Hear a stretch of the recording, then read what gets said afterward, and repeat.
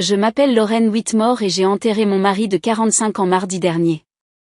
Alors que je me tenais parmi les fleurs et les programmes pliés à la réception qui a suivi ses funérailles, je n'aurais jamais imaginé que la blessure la plus profonde de cette journée ne viendrait pas du deuil, mais de la trahison.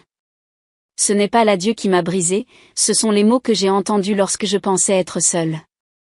Je m'étais glissée dans une pièce latérale du salon funéraire, ayant juste besoin de quelques minutes pour respirer. Mes yeux étaient encore gonflés d'avoir pleuré, mes mains tremblaient encore d'avoir lâché Henri, mon partenaire, mon ancre. La porte s'est ouverte silencieusement et je me suis instinctivement reculée dans l'ombre derrière un grand vase de lys. Je ne m'attendais pas à être vue, et je ne l'ai pas été. Mais j'ai tout entendu. Il faut qu'on accélère ça, a sifflé une voix en espagnol bas. Accélère l'héritage. Je vais mettre la vieille dans une maison de retraite. C'était Vanessa, ma belle-fille. Et, la vieille, c'était moi. La voix de mon fils Daniel a suivi, plus basse, « Vanessa, s'il te plaît, pas aujourd'hui. » Elle s'éteint déjà. Elle ne se battra pas, je suis restée figée. Mon mari n'était même pas mort depuis une semaine complète et il planifiait déjà mon départ. Il n'avait aucune idée qu'Henri m'avait dit quelque chose avant de mourir. Il m'avait regardé dans les yeux et avait dit, « Lorraine, je me suis occupée de tout. » À ce moment-là, j'ai pensé qu'il parlait des funérailles. Maintenant, je n'étais plus si sûre. Les funérailles avaient été magnifiques, si l'on peut utiliser un tel mot pour quelque chose d'aussi rempli de douleur. La chapelle Saint-André était pleine. Henri avait été directeur de lycée pendant plus de 30 ans et il laissait derrière lui un héritage de gentillesse, de structure et d'autorité tranquille. Collègues, anciens élèves, amis et voisins étaient venus lui rendre hommage. Je me tenais le dos droit, vêtu de bleu marine, la couleur préférée d'Henri sur moi. Ma main était fermement serrée dans celle de Daniel, notre fils unique. Vanessa, sa femme, jouait son rôle à la perfection. Elle portait une élégante robe noire, les cheveux relevés, le visage composé avec juste la bonne touche de chagrin. Elle acceptait les condoléances d'un signe de tête poli, une expression vide qui trompait la plupart des gens, mais pas moi. Il y avait quelque chose derrière ses yeux, quelque chose de calculateur. Lorsque tout fut enfin terminé et que les invités s'étaient dispersés dans la salle de réception attenante pour prendre un café et un gâteau, le poids de tout s'abattit sur moi. J'avais l'impression de me noyer dans des sourires polis et des prières chuchotées. Je ne dis pas un mot à personne en m'éclipsant dans cette tranquille pièce latérale. Je voulais juste 5 minutes. 5 minutes seule avec mon chagrin. Mais ce que j'obtins à la place fut une révélation que je ne pouvais pas ignorer. Il planifiait mon élimination. Pas avec délicatesse, pas avec inquiétude. Avec impatience. Il ne s'agissait même pas de mon bien-être. Il s'agissait d'argent. La maison, l'héritage.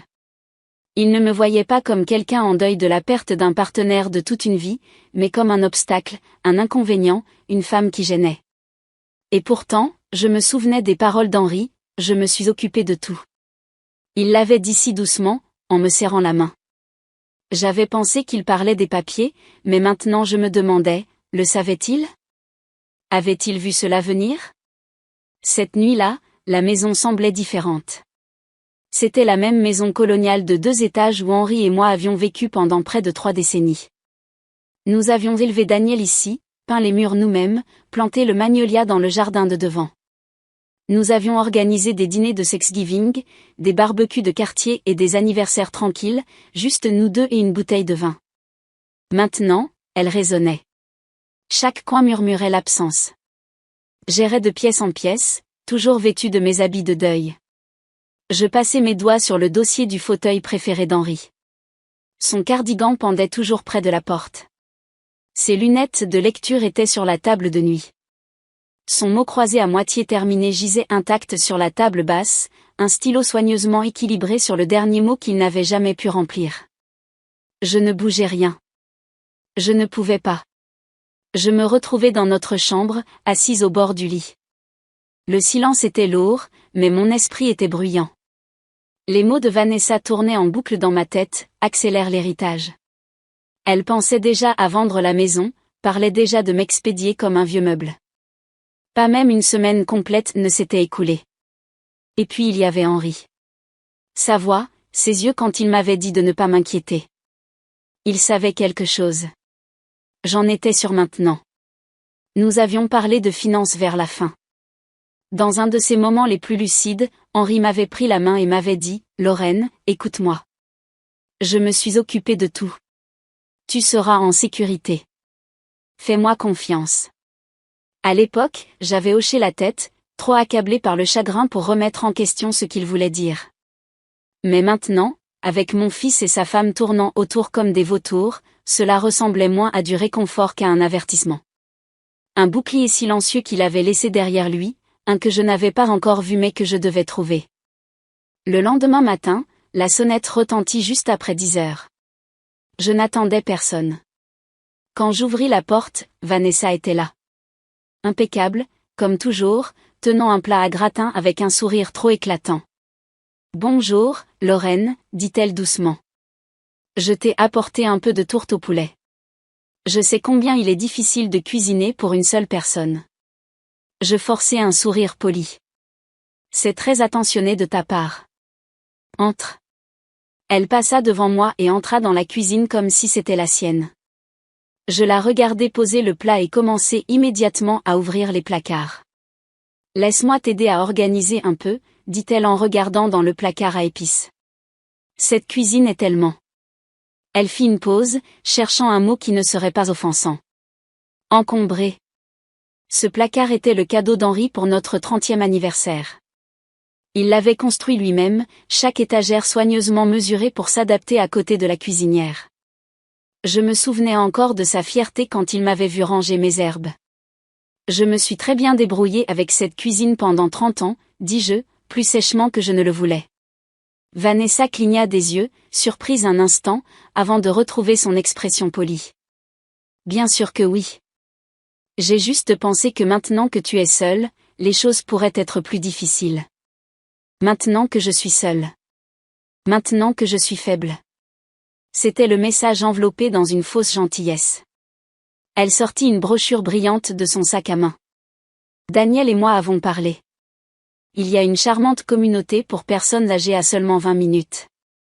Appartement privé, personnel médical, repas fournis. Je ne suis pas prête à quitter ma maison, Vanessa, dis-je calmement. Personne ne dit maintenant, dit-elle en reculant rapidement. C'est juste bien de planifier à l'avance. Mais je pouvais le voir dans ses yeux. Elle ne planifiait pas pour mon confort. Elle planifiait pour le contrôle. Et je n'allais pas le lui céder. Dès que Vanessa fut partie, je me dirigeai directement vers le téléphone. Il n'y avait qu'une seule personne en qui j'avais confiance pour m'apporter la clarté dont j'avais besoin, le Dr Miles, notre médecin de famille depuis plus de 20 ans. Il m'avait accompagné lors d'opérations et avait observé le déclin d'Henri avec la dignité tranquille que seul un vieil ami pouvait offrir. Il décrocha à la deuxième sonnerie. « Lorraine, dit-il, sa voix chaleureuse. Comment allez-vous ? » « Je me débrouille, répondis-je honnêtement. Mais j'appelle pour quelque chose de spécifique. Est-ce qu'Henri vous a déjà parlé de moi ? De ce qu'il voulait pour moi après son départ ? Il y eut une pause au bout du fil. Oui, dit doucement le Dr Miles. Il l'a fait. Je m'assis lentement, le cœur battant la chamade. Il m'a demandé d'évaluer votre capacité à vivre de manière autonome, poursuivit le médecin. Il craignait qu'il y ait des pressions de la part d'autres personnes pour vous faire quitter votre domicile avant que cela ne soit nécessaire. Ma gorge se serra. Et qu'avez-vous trouvé ? Qu'il n'y a aucune raison de s'inquiéter, répondit-il fermement. Vous êtes en excellente santé pour votre âge, Lorraine. Aucun problème cognitif, aucun problème de mobilité. Il n'y a aucune justification médicale pour vous reloger. Pas maintenant. J'expirai le premier souffle complet que j'avais pris de toute la matinée. Seriez-vous disposé à mettre cela par écrit ? Demandai-je, connaissant déjà la réponse. Henri m'a demandé de préparer une telle lettre, au cas où. Je l'ai prête, dit-il. Même dans ces dernières semaines, Henri m'avait protégé, anticipant ce qui pourrait arriver, s'assurant que j'aurais les outils dont j'aurais besoin quand il ne pourrait plus être à mes côtés. Je la ferai livrer cet après-midi, promit le Dr Miles. Quand j'ai raccroché le téléphone, j'ai regardé par la fenêtre de la cuisine le jardin qu'Henri et moi avions construit ensemble. Qu'ils essaient. Je n'étais pas seule. Le lendemain matin, j'ai vu le SUV de Vanessa entrer à nouveau dans l'allée. Mais cette fois, elle n'était pas seule. Daniel est sorti du côté passager, tenant un dossier sous son bras. Tous deux arboraient des sourires soigneusement étudiés qui m'ont instantanément mise en alerte. Ils étaient prêts pour la bataille. Ce qu'ils ne savaient pas, c'est que moi aussi. J'avais préparé du café à l'avance et les ai accueillis avec un calme qui m'a surprise même moi. Maman, commença Daniel, s'installant dans le vieux fauteuil inclinable d'Henri. Nous voulions te parler de quelques questions pratiques. Bien sûr, dis-je en servant du café à chacun d'eux. J'ai aussi réfléchi à des questions pratiques. Vanessa s'assit au bord du canapé, les jambes croisées, la brochure à la main. Il y a une merveilleuse communauté que nous avons étudiée, commença-t-elle. Ils ont une liste d'attente, alors il est judicieux de s'inscrire tôt. Avant qu'elle ne puisse en dire plus, je levai doucement la main. En fait, j'ai invité quelqu'un à se joindre à nous pour cette conversation. Le front de Vanessa se fronça.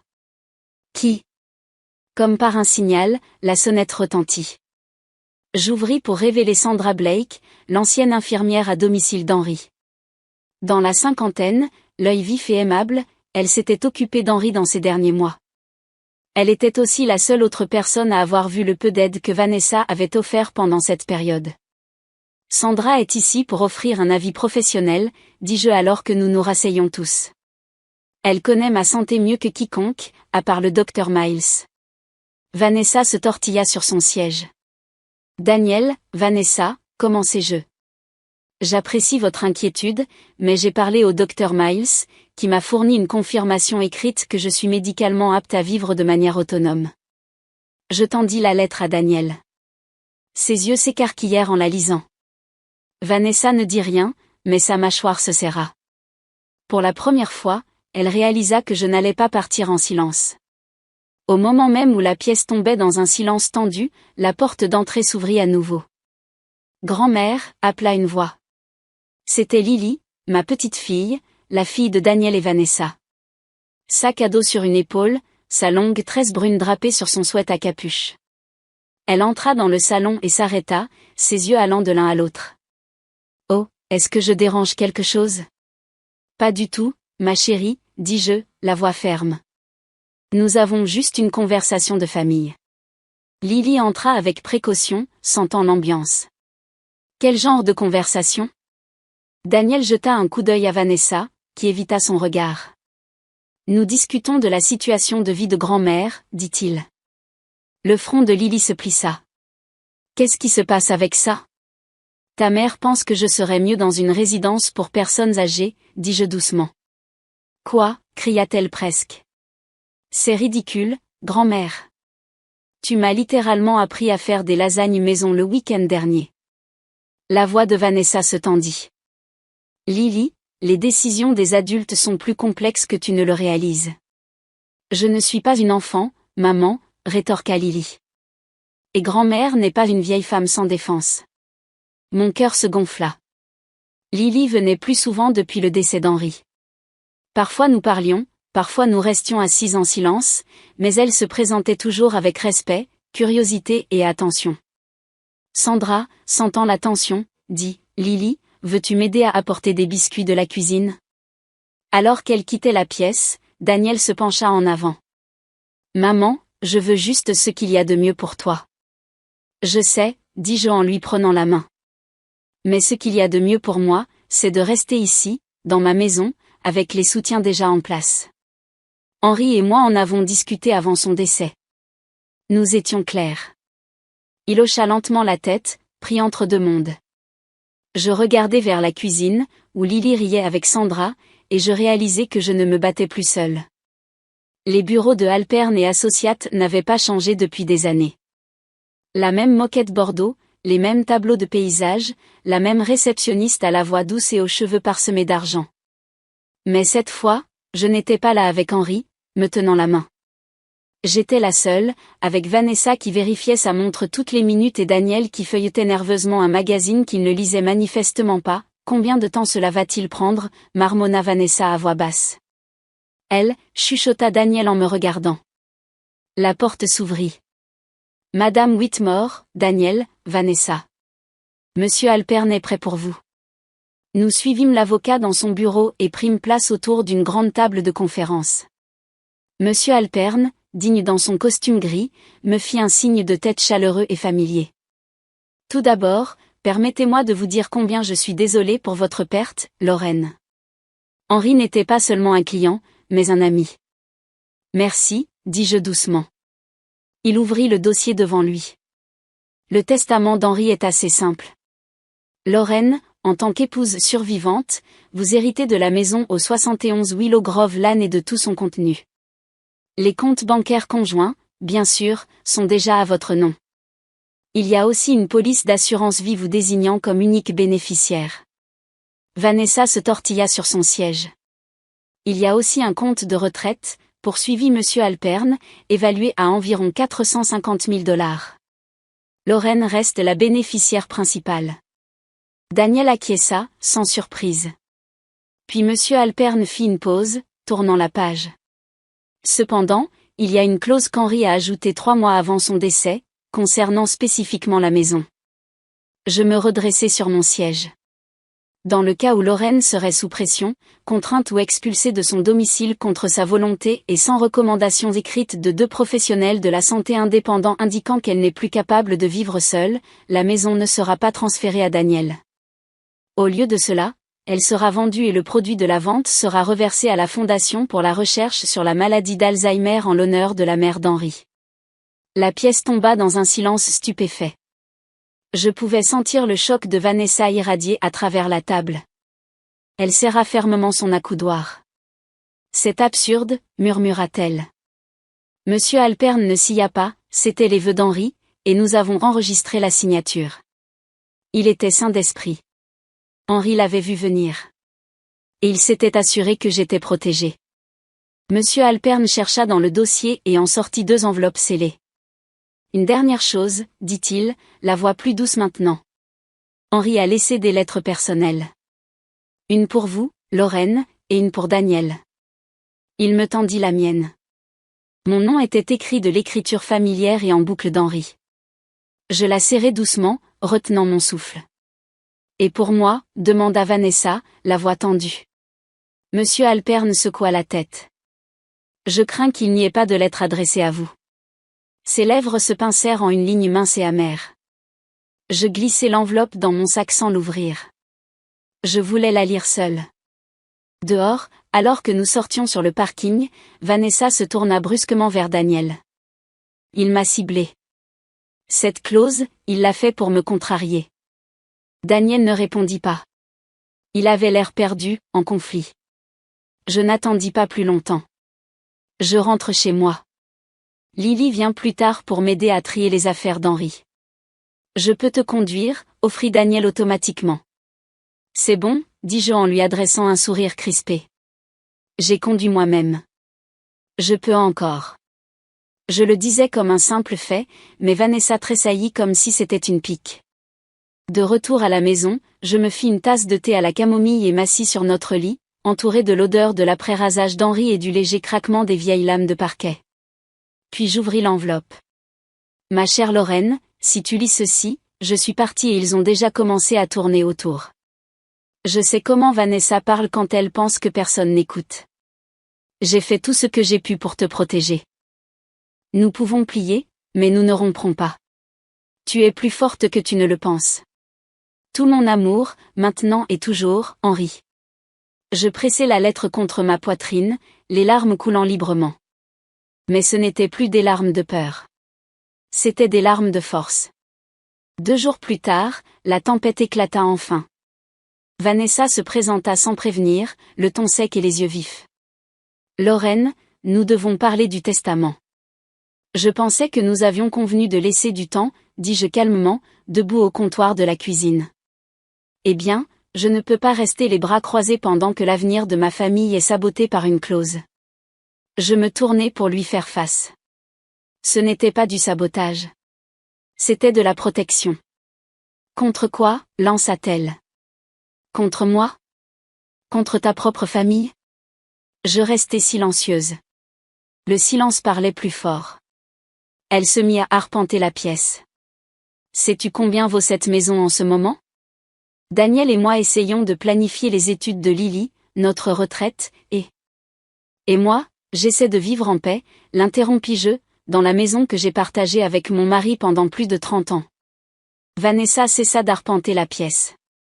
C'est égoïste, Lorraine. Tu utilises ton chagrin comme un bouclier. Ma voix baissa, ferme mais mesurée. Non. J'utilise mes limites comme un bouclier. Juste à ce moment-là, la porte d'entrée grinça en s'ouvrant. Daniel entra, un sac de course en papier à la main. Il regarda entre nous deux. Qu'est-ce qui se passe? J'ouvris la bouche, mais avant que je puisse répondre, la voix de Lily retentit depuis l'escalier. Ils se disputent pour forcer grand-mère à aller dans une maison de retraite afin qu'ils puissent vendre la maison. Le visage de Daniel pâlit. Vanessa, est-ce vrai? Elle hésita. J'explorais juste des options.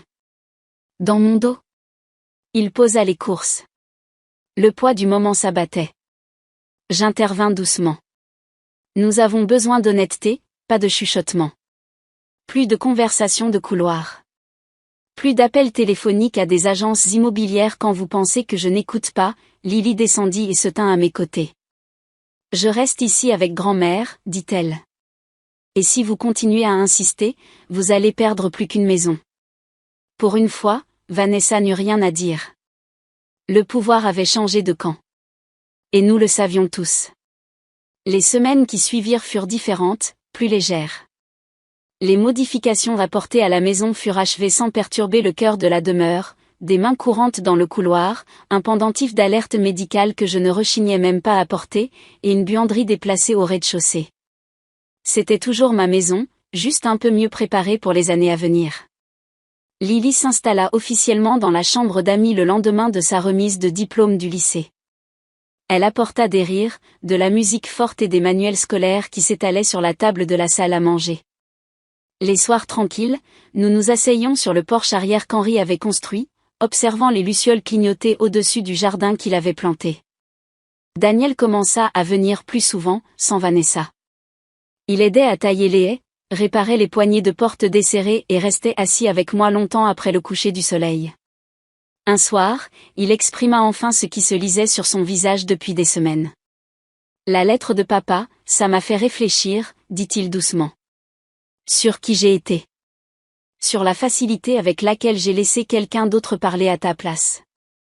Je lui pris la main, sans reproche dans mes yeux, juste de l'amour. Tu as encore le temps de parler pour toi, Daniel. Il acquiesça, les larmes aux yeux. Quant à Vanessa, elle resta distante. Polie, mais réservée. Elle savait que les termes du testament étaient inébranlables, et avec Lily dans la maison, son levier de pression avait disparu. Mais je ne m'inquiétais plus d'elle. Pour la première fois depuis des mois, je ne me réveillais plus en me préparant à la prochaine dispute. J'ouvrais les yeux à l'odeur du café, au son de Lily fredonnant dans le couloir, et à la douce paix de savoir que j'avais protégé ma maison. Je m'étais protégée. Le jour de l'anniversaire du décès d'Henri, je me suis rendue seule sur sa tombe. J'ai apporté des marguerites fraîches, ses préférées, et une copie pliée de sa lettre, maintenant légèrement usée au coin à force de l'avoir lue. Tu avais raison, ai-je murmuré en déposant les fleurs sur la pierre. Je n'ai pas rompu. J'ai plié, mais je n'ai pas rompu. En retournant à la voiture, oui, je conduis toujours, merci beaucoup, j'ai ressenti quelque chose que je n'avais pas ressenti depuis longtemps, la paix. Pas la permission, pas l'acceptation des autres, juste la paix intérieure. Ce soir-là, Lily et moi avons dîné sur le patio arrière. Le ciel était lavande, les cigales chantaient. Elle me parlait d'un événement sur le campus auquel elle prévoyait d'assister, puis elle s'est arrêtée. Regrettes-tu parfois de ne pas avoir vendu la maison, a-t-elle demandé. J'ai souri. Pas même une seconde. Elle a souri. Bien. Parce que j'adore être ici. Puis elle a ajouté, avec une étincelle dans les yeux, et ça rend maman folle. J'ai ri, d'un rire plein, chaleureux, sans excuse. Vanessa essaiera peut-être encore un jour. La vie a une façon de tester les limites. Mais j'ai trouvé ma voie. J'ai revendiqué mon espace. Et j'ai appris que parfois, la résistance la plus silencieuse est aussi la plus forte. Je suis Lorraine Whitmore, et je suis toujours debout.